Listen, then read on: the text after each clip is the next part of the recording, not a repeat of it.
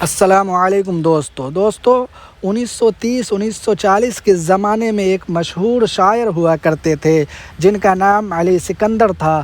تخلص ان کا جگر تھا۔ مراد آباد میں پیدا ہوئے تھے۔ مشاعروں کے دنیا میں ان کا نام جگر مراد آبادی کے نام سے مشہور ہوا اور وہ بہترین اشعار پڑھا کرتے تھے۔ جگر مراد آبادی کے اندر ایک کمی تھی کہ وہ ایک شرابی شاعر تھے۔ جس مشاعرے میں جایا کرتے تھے پی کر جایا کرتے تھے۔ اس زمانے میں اجمیر کے اندر ایک نعتیہ مشاعرہ ہوا جس میں سارے شعراء کو بلایا گیا اور اس مشاعرے میں جگر مراد آبادی کو بھی بلایا گیا اور بتایا گیا کہ نعتیہ مشاعرہ ہے، آپ کو نعت پڑھنا ہے۔ جگر مراد آبادی یہ سن کر رونے لگے کہ میری کیا حیثیت ہے کہ میں رسول اللہ صلی اللہ علیہ وسلم کی شان میں نعت پڑھوں، میں تو بہت ہی گنہگار شرابی ہوں۔ پھر بھی انہوں نے وعدہ کیا کہ میں آؤں گا اور نعت پڑھوں گا۔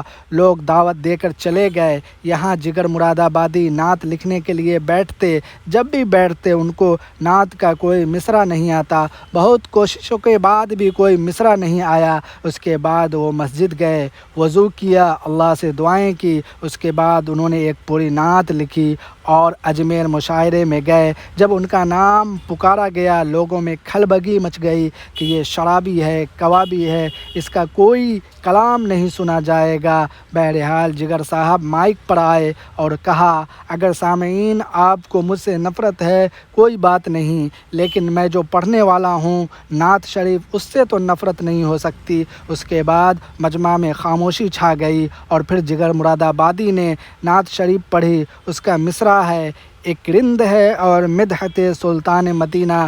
سارا مجمع خاموش ہو گیا اور ہاں کوئی نظر رحمت سلطان مدینہ۔